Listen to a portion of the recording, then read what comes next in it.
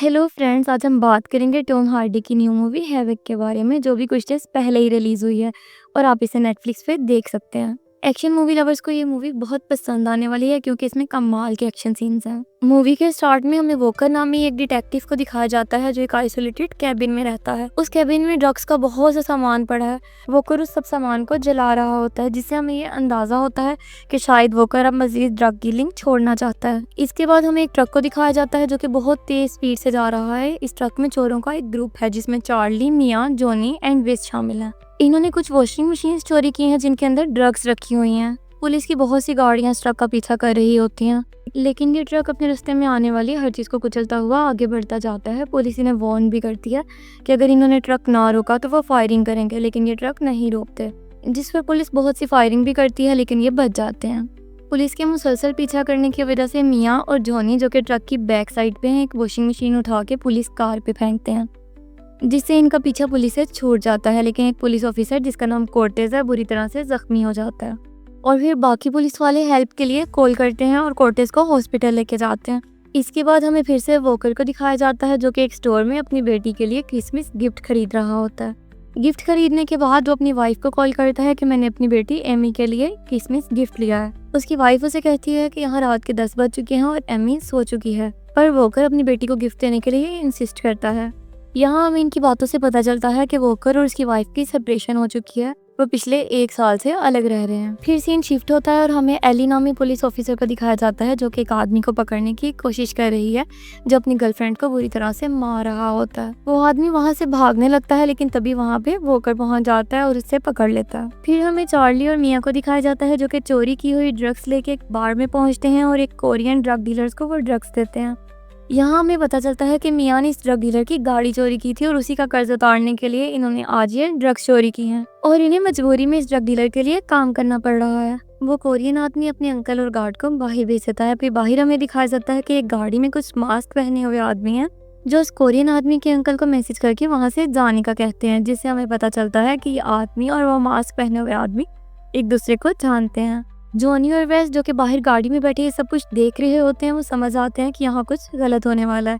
वो मिया को कॉल करके वहाँ से भागने को कहते हैं। मिया और जॉनी किसी तरह वहाँ से भाग जाते हैं और ये मास्क पहने हुए आदमी अंदर आके तबाही मचा देते हैं और बाहर में मौजूद हर इंसान को मार देते हैं। एली और वोकर जो पुलिस स्टेशन जा रहे थे, रास्ते में थे, उन्हें न्यूज़ के जरिए पता चलता है कि बाहर में अभी फायरिंग हुई है। ये दोनों क्राइम सीन पे पहुंचते हैं, प्रूफ इकट्ठे करने लगते हैं। वहाँ सीसीटीवी फुटेज में वोकर को चार्ली नजर आता है, लेकिन वोकर चार्ली को पहचानने से इनकार कर देता है। वहाँ हर तरफ लाशें ही बिखरी हुई थी। सब देख के वोकर समझ आता है कि यहाँ असल में हुआ क्या है। इसके बाद वोकर एक पॉलिटिशियन के पास आता है और उससे पूछता है कि तुम्हारा बेटा कहाँ है।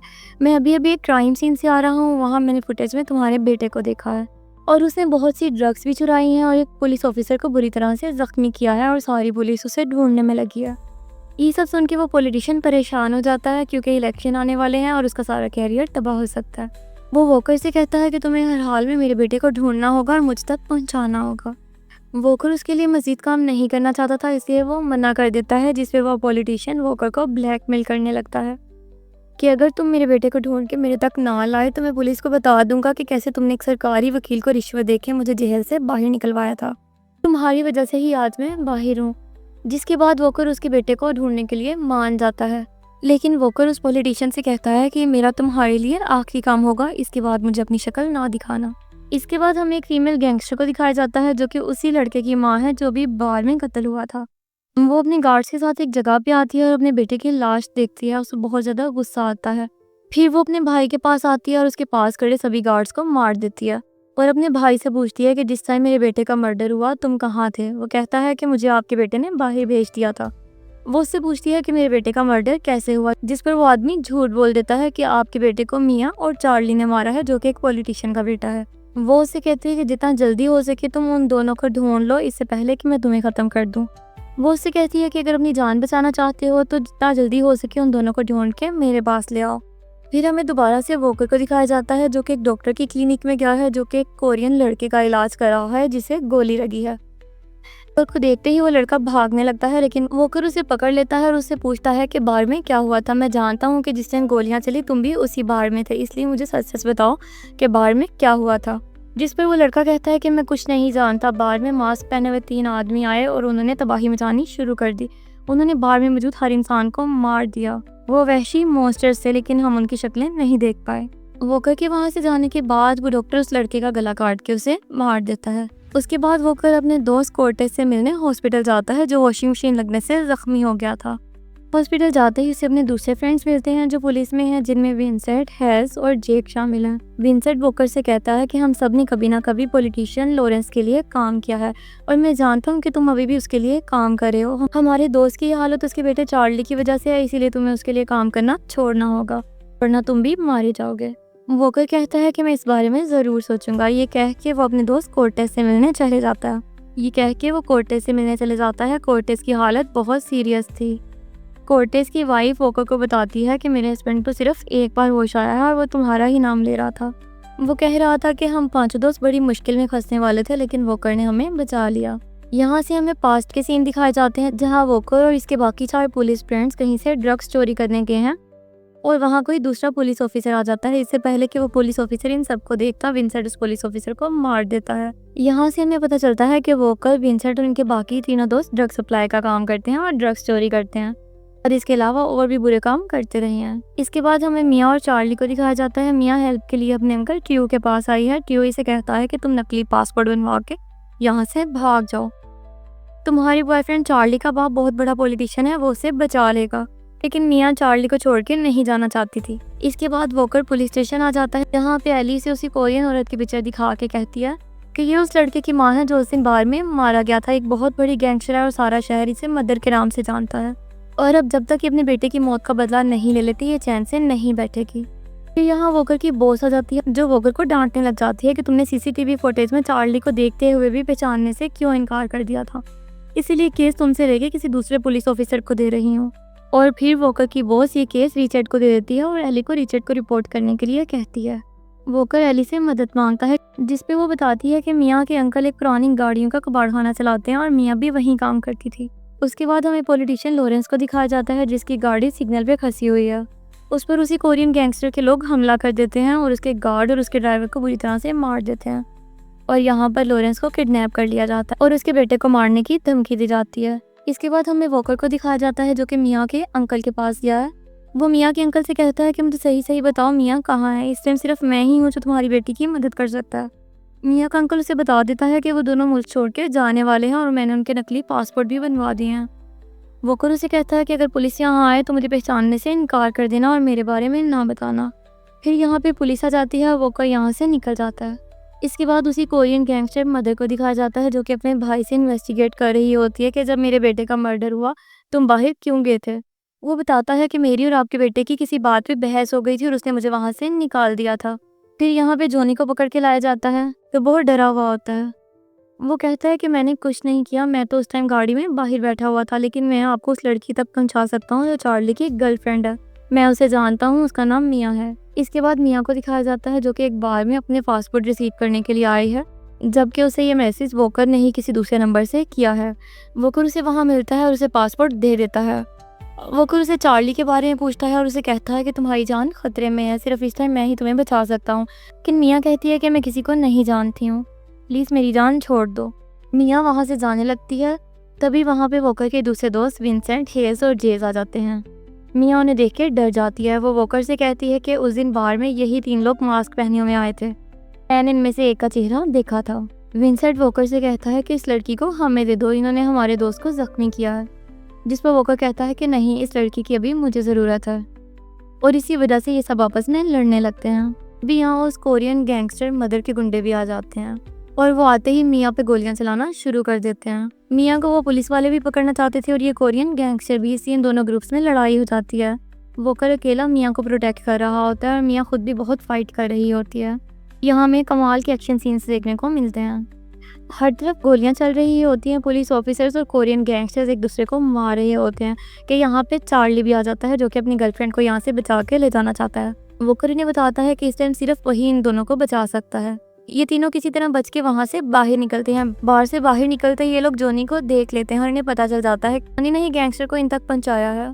बाहर निकलते ही मदर के लोग फिर से इन पे हमला कर देते हैं, लेकिन ये लोग वोकर की गाड़ी में बैठ जाते हैं। गाड़ी में बैठे हुए भी वो लोग इन पे गोलियां चला रहे होते हैं, लेकिन वोकर किसी तरह से इन्हें लेके वहाँ से निकल जाता है और इन लोगों की जान बच जाती है। यहाँ हमें फिर से उन पुलिस ऑफिसर्स को दिखाया जाता है और हमें पता चलता है कि उनमें से एक इस बार के हमले में मर चुका है। अब वोकर ये बात समझ चुका था कि उस दिन विंसेंट और बाकी पुलिस ऑफिसर्स उस ट्रक के पीछे नहीं थे, बल्कि उस ट्रक को हाईजैक करना चाहते थे और ड्रग्स पे कब्जा करना चाहते थे। वो एली को कॉल करता है और ये सब बताता है। वो उसे बताता है कि कोर्टेस को भी ये सब पता है, इसलिए उसकी जान खतरे में है। तुम फौरन हॉस्पिटल उसे बचाने के लिए जाओ। एली फौरन पुलिस स्टेशन से निकलती है और हॉस्पिटल की तरफ जाने लगती है। बाद हमें विंसेंट को दिखाया जाता है जिसने कोरियन गैंगस्टर मदर के भाई को कॉल की है और उसे कहता है कि जो ड्रग्स उस दिन चार्ली बार में लेके आया था, हमें डील के मुताबिक उसमें से हाफ चाहिए। जिस पे वो विंसेंट से कहता है कि अब ये डील खत्म हो चुकी है और मैं यहाँ किसी और ज़रूरी काम से आया हूँ। जिस पे हमें दिखाया जाता है कि वो हॉस्पिटल में कोर्टेस को मारने के लिए आया है। एली भी हॉस्पिटल में पहुंच चुकी होती है इससे पहले कि वो उस फ्लोर पे पहुंचती जहाँ पे कोर्टेस था। चिंग बहुत से फायर करके कोर्टेस को मार देता है। तब तक एली भी यहाँ पहुंच जाती है। वो चिंग को पकड़ने लगती है, लेकिन यहाँ पे चिंग कोर्टेस की वाइफ को भी मार देता है। एली उसे यहाँ से जाने नहीं दे सकती थी, इसलिए वो उसके पीछे भागती है और उस पर फायरिंग करती है और इसे पकड़ लेती है। वोकर चार्ली और मिया को उसके बाप के एक पुराने कैबिन में ले जाता है और जाके लॉरेंस को कॉल करता है, लेकिन लॉरेंस को तो पहले ही मदर ने पकड़ लिया है, इसीलिए वो कॉल पे सब सुन लेती है और वोकर उसे बता देता है कि वो कहाँ पर है और ये कि चार्ली और मिया उसके पास हैं। एली को दिखाया जाता है जो वोकर की वाइफ के पास गई है और उससे पूछती है कि वोकर कहाँ है, वो मेरी कॉल रिसीव नहीं कर रहा। जिसपे वोकर की वाइफ उसे बताती है कि वो सिर्फ एक ही जगह पे हो सकता है और उसे उस कैबिन का एड्रेस बताती है। फिर हमें दिखाया जाता है कि विंसेंट और उसका दोस्त चिंग से डील करने के लिए उसी कैबिन के बाहर आ जाते हैं, लेकिन चिंग को तो पहले ही एली ने पकड़ लिया था और वो इन दोनों को भी पकड़ लेती है। मदर के बहुत से गुंडे उस जगह के बाहर आ जाते हैं जहाँ पे चार्ली, वोकर और मिया छुपे थे और ये लोग आते ही इन तीनों पे गोलियां चलानी शुरू कर देते हैं। वोकर उनसे मुकाबला करने की बहुत कोशिश करता है, लेकिन ये लोग बहुत ज़्यादा थे और हर तरफ से हमला कर रहे थे। हमें यहाँ पे भी बहुत अच्छे एक्शन सीन्स देखने को मिलते हैं। काफ़ी लंबी लड़ाई के बाद मदर के लोग चार्ली और मिया को पकड़ लेते हैं। यहाँ पे वही कोरियन गैंगस्टर मदर आ जाती है जो अपने साथ लॉरेंस को भी लेके आई है। वो लॉरेंस से कहती है कि तुम्हारे बेटे ने मुझसे मेरी सबसे प्यारी चीज़, मेरा बेटा, छीन लिया था, इसलिए मैं इससे भी इसकी सबसे प्यारी चीज़ यानी कि मिया को छीन लूँगी। वो लॉरेंस को गन देती है और मिया को मारने का कहती है, लेकिन लॉरेंस ऐसा नहीं कर पाता। तभी वहाँ पे एली इन 2 पुलिस ऑफिसर्स और चिंग को लेके आ जाती है और आते ही मदर को सारी हकीकत बता देती है कि तुम्हारे बेटे को इन दोनों ने नहीं बल्कि इन दोनों पुलिस ऑफिसर ने मारा है और चिंग को ये बात पहले से मालूम थी। विंसेंट यहाँ पे गन छीन के मदर के एक आदमी को मार देता है। जैक भी एक गन उठा लेता है और वो चार्ली को गोली मारने ही वाला था कि लॉरेंस आगे आ जाता है और सारी गोलियां उसे लग जाती हैं और वो वहीं मर जाता है। अब यहाँ हर तरफ गोलियां चलने लगती हैं। वोकर भी अपनी बंदूक उठा लेता है और गोलियां चलानी शुरू कर देता है। विंसेंट यहाँ गोलियां चलाकर मदर को भी मार देता है और वो वहीं मर जाती है। अब यहाँ पे दोनों पुलिस वाले और मदर के लोग आपस में एक दूसरे पे फायरिंग कर रहे होते हैं। जैक एली को मारने के लिए उसके पीछे आता है, लेकिन यहाँ पे चार्ली जैक को शूट करके इसे मार देता है। अब सिर्फ विंसेंट अकेला पुलिस ऑफिसर बचा था। उनका एक बैग लेके स्टेशन की तरफ भागता है। वोकर पीछे से इस पे गोलियां चलाता है, जिसपे विंसेंट भी वोकर पे गोलियां चलाने लगता है। विंसेंट को काफी गोलियां लगती हैं, वो उसी टाइम मर जाता है। वोकर भी बहुत जख्मी हो जाता है और वहीं गिर जाता है। हमें चार्ली और मिया को दिखाया जाता है जो कि एक गाड़ी में बैठे हैं और वहां से जाने लगते हैं कि पुलिस ऑफिसर एली ने रोक लेती है और इन्हें कहती है कि तुम लोग जेल में ज़्यादा महफूज रहोगे। उस कोरियन गैंगस्टर मदर के और भी बहुत से गुंडे हैं जो तुम लोगों को बाहर नहीं छोड़ेंगे, बदला लेने के लिए तुम लोगों को ज़रूर मारेंगे। लेकिन वो दोनों उसकी बात नहीं सुनते और गाड़ी चला के वहाँ से चले जाते हैं। फिर एली वोकर के पास आती है जो कि बहुत ज़ख्मी हालत में था। एली वोकर से कहती है कि अब तुम्हें कुछ साल जेल में रहना पड़ेगा और तुमने जो गिफ्ट अपनी बेटी के लिए लिए हैं वो मैं उस तक पहुंचा दूंगी। इस पे वोकर कहता है कि नहीं, मैं ऐसी नौबत नहीं आने दूंगा। फिर यहाँ हमें बहुत सी पुलिस कार्स को आते हुए दिखाया जाता है और इसी सस्पेंस के साथ मूवी यहाँ पे ख़त्म हो जाती है। अगर आपको एक्सप्लेनेशन वीडियो पसंद आई हो तो चैनल को सब्सक्राइब करिएगा, वीडियो को लाइक करिएगा और बेल आइकन को प्रेस करना ना भूलिएगा। Thank you.